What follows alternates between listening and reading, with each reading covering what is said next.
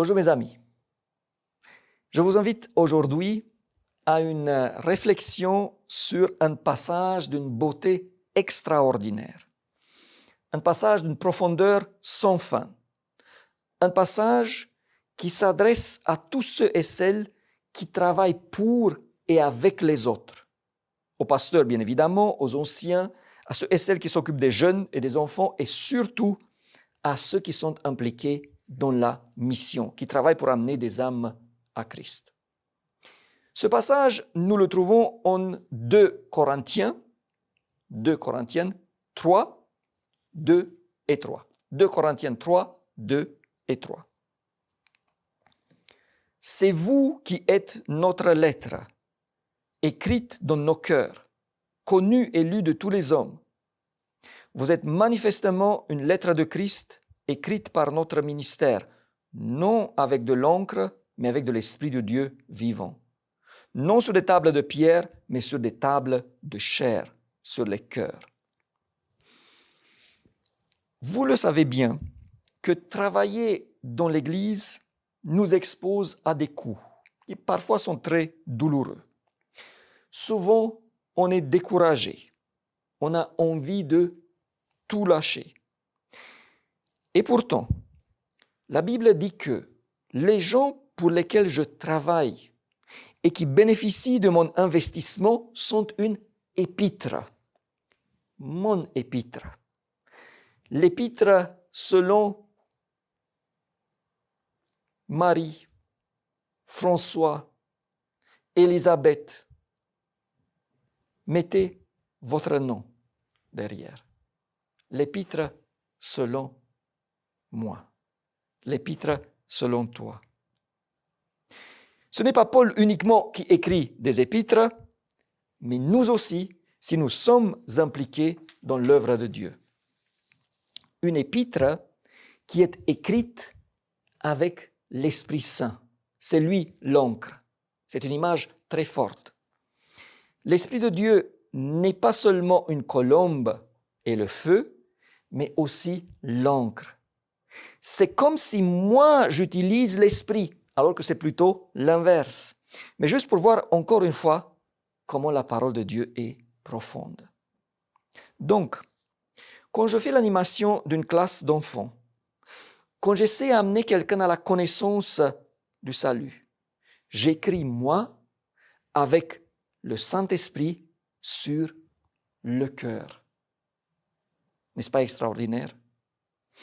Et cet épître sera connu et lu de tous les hommes. L'influence que le Saint-Esprit exerce sur quelqu'un, à travers moi, est censée resplendir.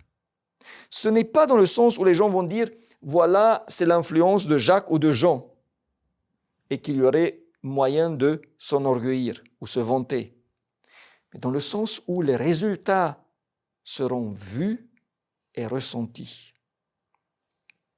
Quand moi j'écris avec de l'encre de l'Esprit sur ton cœur, derrière toi à ton tour, tu vas écrire avec la même encre et l'influence ira loin en se dispersant. Si on avance, il y a une autre phrase d'une grande beauté. Vous êtes manifestement une lettre de Christ écrite par notre ministère. Tu es donc mon épître, écrite avec de l'encre de l'Esprit, et tu es une épître de Christ, écrite par mon ministère. Quel privilège le Seigneur m'octroie en me permettant d'écrire une lettre de Christ. Que mon ministère puisse contribuer à écrire une lettre de Jésus-Christ, le Fils de Dieu.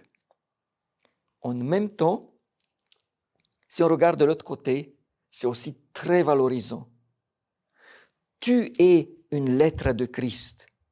Tu es non seulement un enfant de Dieu, mais aussi une lettre de Christ.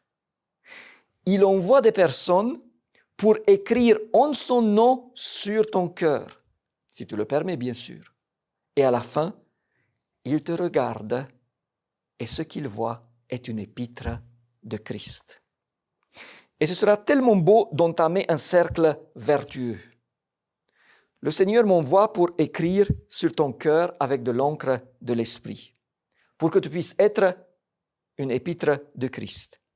Ensuite, de ton côté, tu écriras des épîtres sans oublier que j'ai écrit sur ton cœur,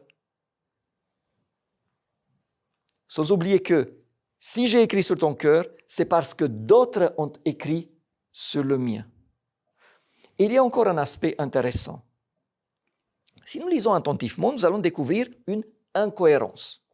Le texte dit « C'est vous qui êtes notre lettre écrite dans nos cœurs. » La logique voudrait ainsi « C'est vous qui êtes notre lettre écrite dans vos cœurs. » Donc, moi j'écris sur ton cœur avec l'encre de l'Esprit et tu es donc une lettre de Christ.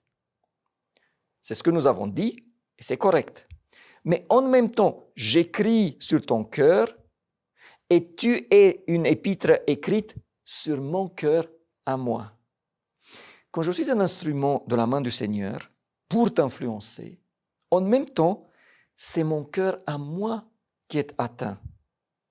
C'est dans le sens où ceux et celles pour lesquels je travaille deviennent d'une certaine manière partie de moi-même.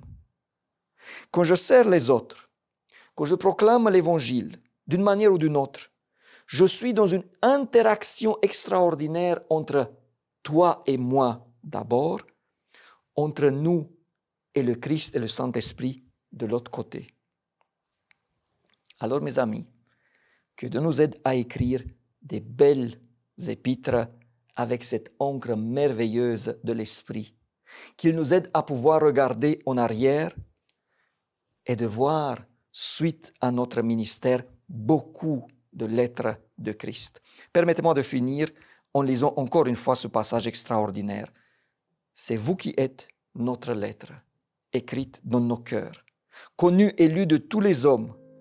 Vous êtes manifestement une lettre de Christ écrite par notre ministère, non avec de l'encre, mais avec de l'Esprit de Dieu vivant. Non sur des tables de pierre, mais sur des tables de chair, sur les cœurs. Que Dieu vous bénisse et je vous dis au revoir et à la prochaine.